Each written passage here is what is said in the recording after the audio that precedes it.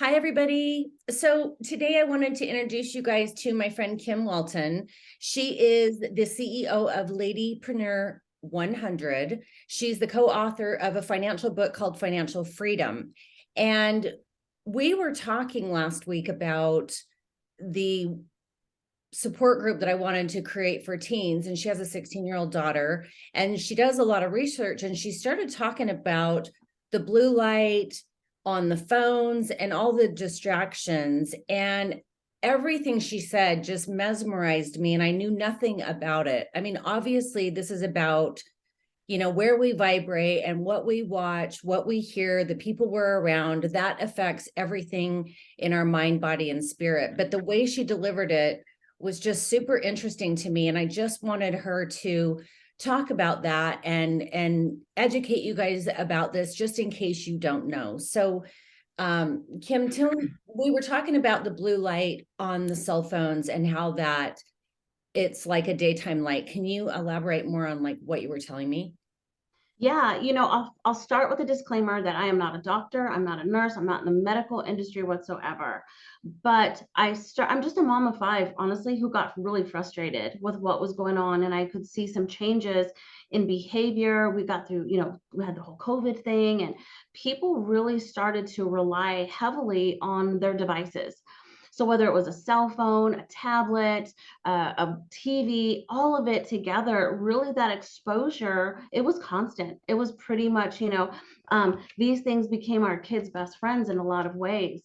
So even though we were home during COVID and spending more time with our family, it wasn't really quality time. We were physically in the same space, but a lot of parents and families weren't taking advantage of that time, and instead kids were really heavily relying on their devices. So even pre-COVID, I think we can all agree that walking into a restaurant, if you see another family walking in, it was very rare to see a young child without any type of device at the table. Right.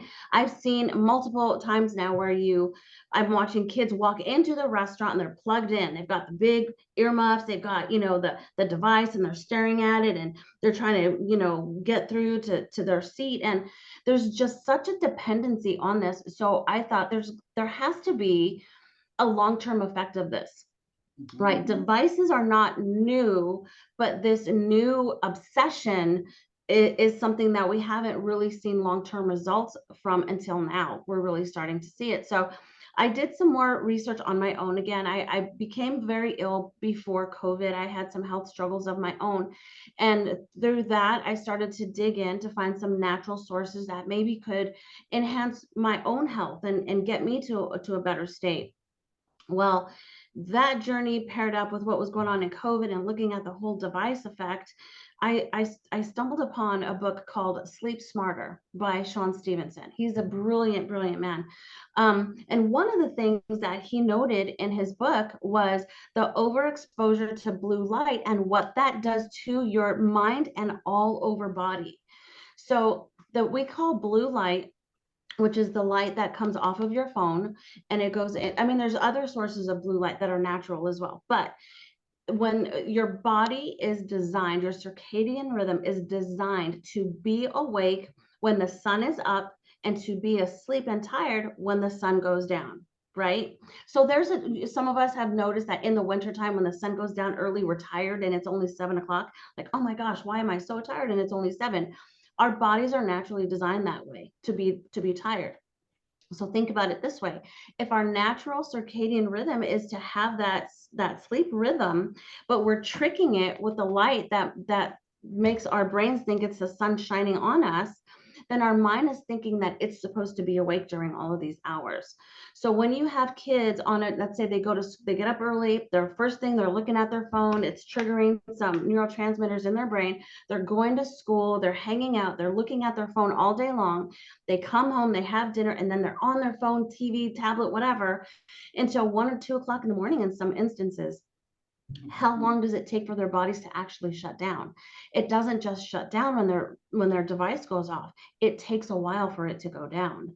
So then again, they wake up early the next morning. So realistically, how much rest are they getting? Right. Right? What is that doing to them? And they're not really getting the restful sleep that their bodies need. Well, in further research, they've decided, or they've determined, that this is causing a lot of other issues in the food we eat. Paired on top of that, we know that food is not just natural food from the earth anymore. It's been turned into all of this other stuff that our bodies don't even know what it is, and it's storing it as fat.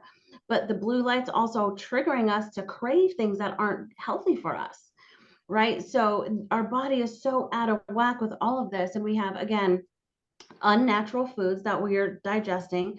We drink water out of water bottles. If you think about this for a second, water bottles are stored and it's not regulated where it's stored. It could be in a hot warehouse where the plastic from the water bottle gets into the water. We drink that, ingest that, that goes into our body and gets stored as confusion, right?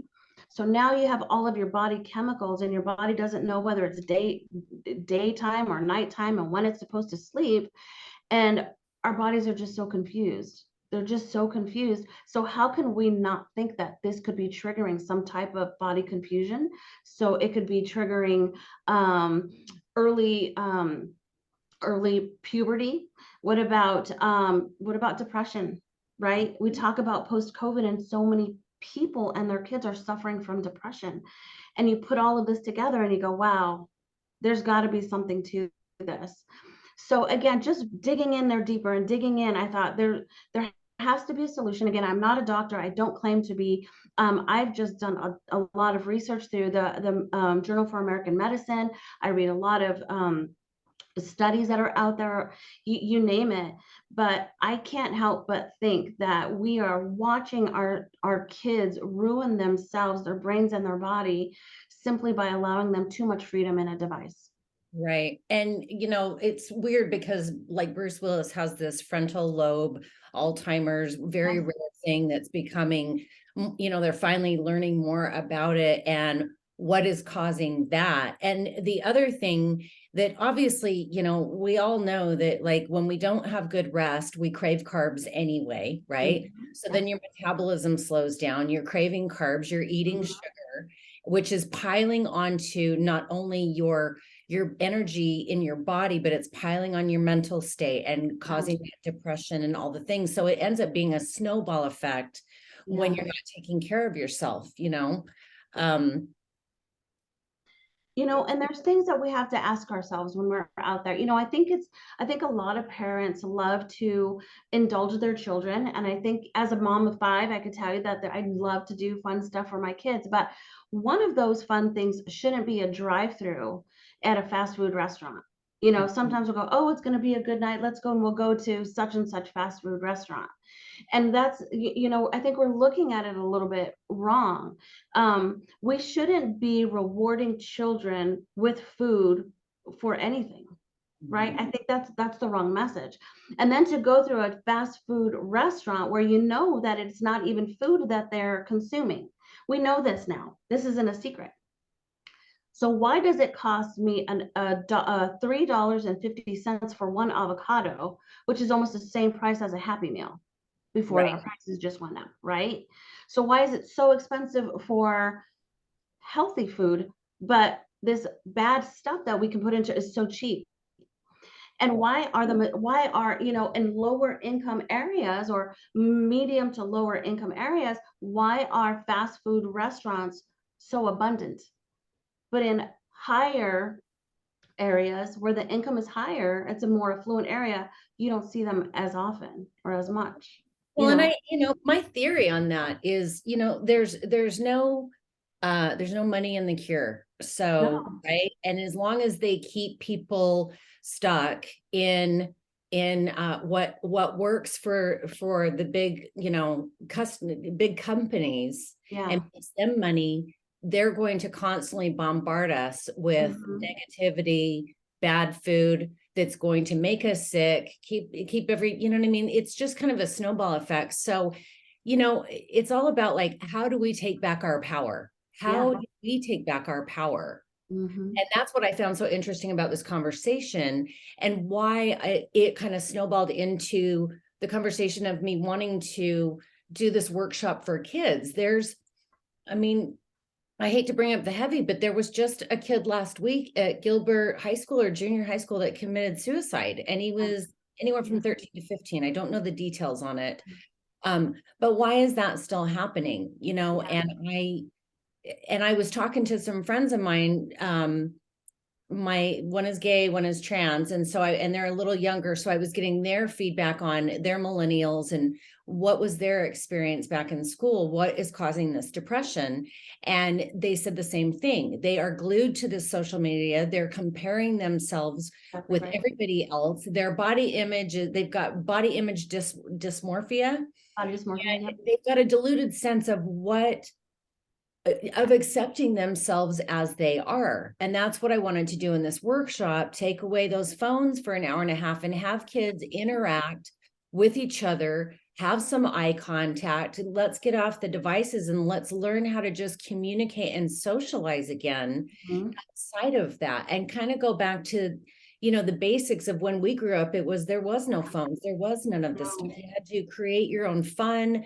You had to, you know, get creative with what you were doing, and kids interacted more. So in a world where it's so advanced with technology, how do we go back to basics and at least integrate those basics into this world of technology that we're living in? A schedule. You know, I don't think that as a whole, um, technology, I don't think technology is bad. I think some of the things that are coming down the pike, like the AI and all of this stuff, I think it's a little dark. But I don't think social media is bad per se. But just like everything else, we need to limit our exposure to things. We need to take a pause. You know, when we have dinner in our home, and we have done this when all of our kids lived at home. Now we have just our youngest here, but we had a no phone zone at our table, sitting having dinner together. That was a strict policy. You don't bring your phone to the table. We are here to gather and share a meal together. This is not a place for technology. Our TV wasn't on. We sometimes had music playing in the background, but that was a place for conversation. That was a place for us to love on each other and share and be together. And my husband and I have both had two rules. One, no TVs in any of our children's bedrooms ever. And I know that, again, a lot of parents like to put TVs in their kids' room, and that's a personal choice. But for us, your room should be a place for rest and regathering and a safe place. If you have a day where you're just frustrated, you should be able to retreat to your room and feel safe. I could be in here, nothing's going on in here. Well, if you just replace that TV with a cell phone and there's no controls over it, what's the difference? Right? So we have to have parameters. We have to be involved in our children's lives. We have to know what they're looking at, who they're hanging out with. We would never allow a bad person through the front door of our home. We're not going to invite them in, but you're letting them in here every day. Right. Every day. I have a question. I have two questions. Going back to the AI, I don't know what that means. Can you elaborate on what that means? Artificial intelligence. So there is a lot of manipulation with the actual data that people can. So let's say, I won't get too deep because it's a real deep rabbit hole. But let's say there's a picture of me on the internet, and then somebody could take a picture of me and apply it to some other video out there, and they can manipulate my face to make it look like that body is me. It's actually me. So there's a lot of really yucky stuff out on the internet, and imagine it's your face and somebody else's body doing these things. Right? That's happening, and that's getting darker.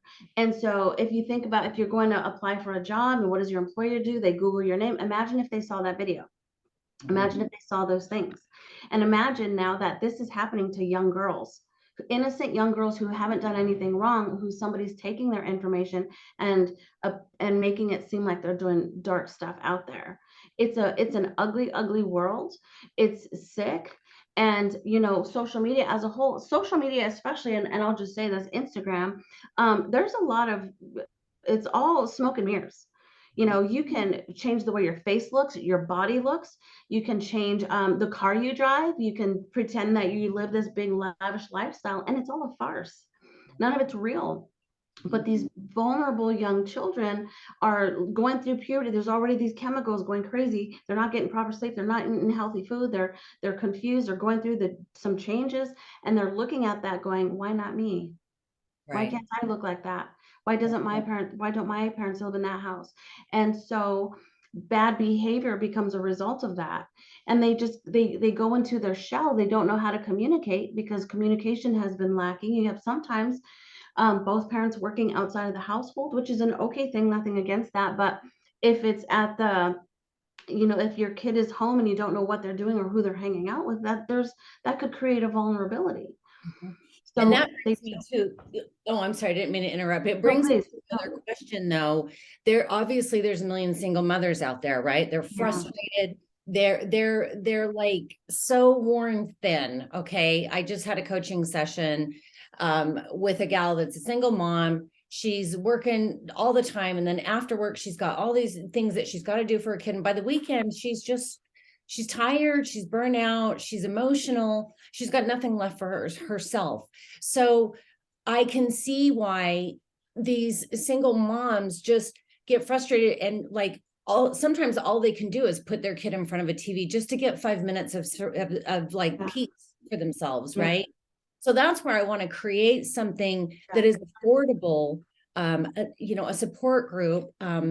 Fortunately, I mean, unfortunately, this needs to be right here in Arizona because I feel like these kids need person to person. I do not want to do Zoom videos. The whole point is getting them away from a computer Yeah. and getting them interacting, getting them to, just work on vision boards, work on what does your body look like? Let's do a vision board of what you think you're supposed to look like. And then Yeah. let's do the other side of that vision board, which you recommended. And I Yeah. so appreciate that because this is really not my area, not being a mother. But the other side of that is, okay, what do you look like? And how do we accentuate the beauty in Yeah. you? I love it. Yeah. I will say one further. I know a staggering number of single dads. We hear single mom. I grew up under a single mom household, but there are a lot of single dads out there who are doing the same thing. They're trying their darndest to make things happen. Mom's not involved, she's gone. And so it's all dad. And so I mean, all parents on both sides, there's a lot of single parents out there for whatever reason. And they need a support group. They need people out there who are going through what they're going through because I get it. I remember working 80 hours. I remember, or 60 hours a week, not 80 hours, but 60 hours a week. And I'm over here and my kids are going to school and my husband's working and it's just pandemonium, right?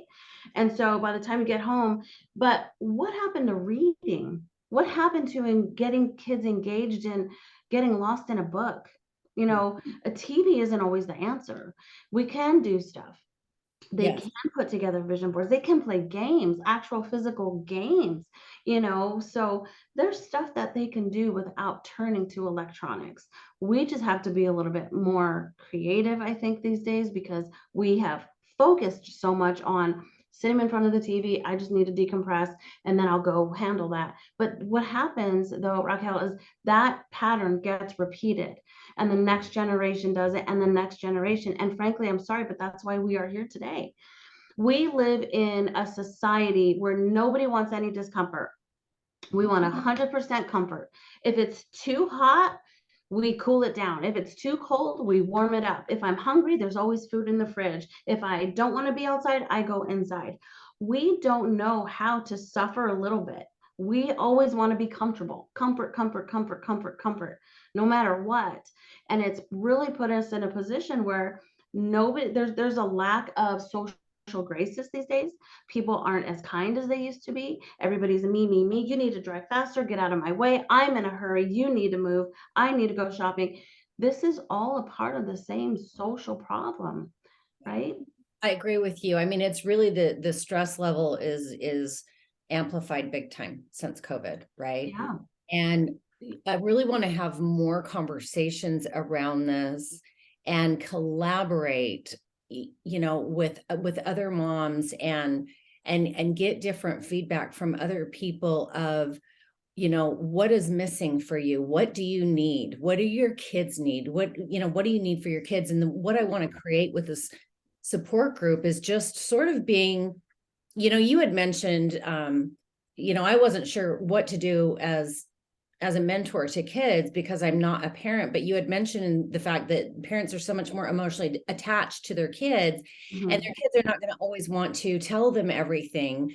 But what I want to create is a safe space for these kids to come together, get to know each other, create a sense of community, kind of in the Freedom Riders back in the Yeah, day, where they were kids from all walks of life. You had everybody, you had the jocks, you had the IT kids, you had like the preppy kid, whatever they call them today, but all different kids came together and found the similarities with each other and not the differences. And exactly. that's what we forget to do, is look at the similarities that we have in each other instead of the differences, because we're constantly looking at, judging people of how different we are, but we really aren't. Right. So, that's what I want to have another conversation about, is how do I create this? How do I get this out into the community and go forward with it? Yeah. I think you're the perfect person to do it, honestly. I think because as you mentioned, we as a mom, um, there's an emotional attachment there. And they certainly, if I'm in the room, she's not going to open up just because I'm not that we have a wonderful relationship, but she just may, something somebody else says may resonate with her and she can feel open to speaking to that. Where if mom's in the room, she's going to feel like, oh, I don't want to have this awkward conversation. Now, we probably will at some point because, again, we communicate well, but a lot of kids like to be in a room with other kids. And if there's no emotional attachment there, and you're looking at it from the outside in, right? You're looking at it from, I mean, in any family with kids, you have a very different perception than a parent might have from of another parent, which is, I mean, there's a tremendous value add.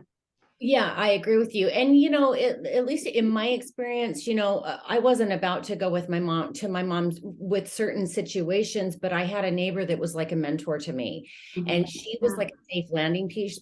She was more grounded than my mom, Mm. because my mom was, you know what I mean, very emotionally attached to me being my mom. So what I want to create is sort of like me being a mentor to these kids, me being more of like a big sister, like more of Yeah. like a cool aunt. I don't know, Yeah. but just something where they can have a safe space where we can do constructive things. And I'm going to need feedback from other parents. Like, what Yeah. is it that you feel that I need? And I am open and willing to, Yeah. expand the box of what this looks like. But at the end of the day, it's the structure will, I'm going to be brilling my way through it. But really, at the end of the day, every time we meet, which I want to meet one time a week, is really just a support group to check in with these kids. How are you doing? Are you struggling? What are you struggling with? How can I help you? Yeah. What do you need to hear? What are you not getting?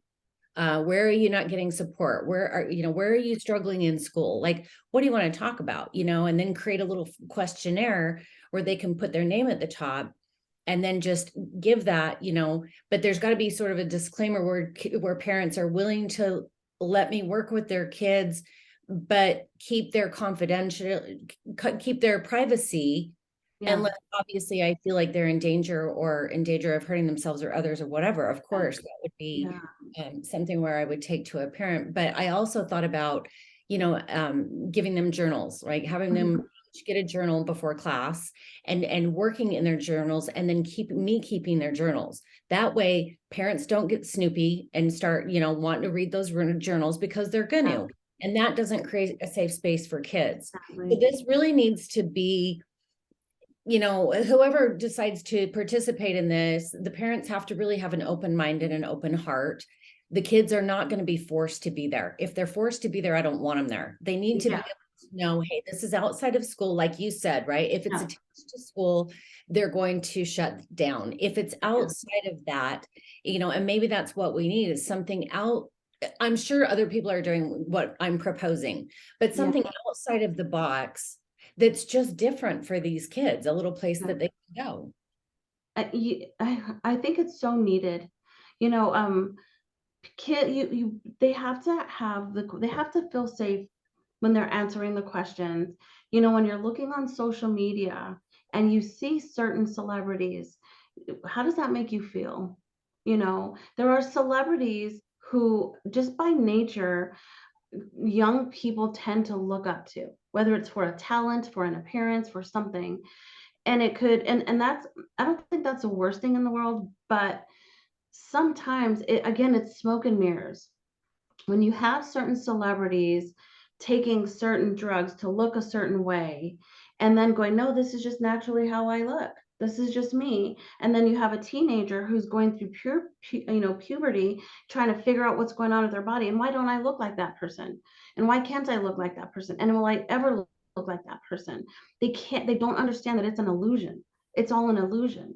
So when you're looking at these, how does that make you feel? Do you love yourself when you look in the mirror? Do you realize that you are beautifully made, wonderfully made? You don't have to look like somebody else. You look like you. That's amazing. So again, getting them to see, to have the strength in themselves to see what they've already been given. Right. So I'm trying to watch our time here. Okay, I don't know where we are on time, but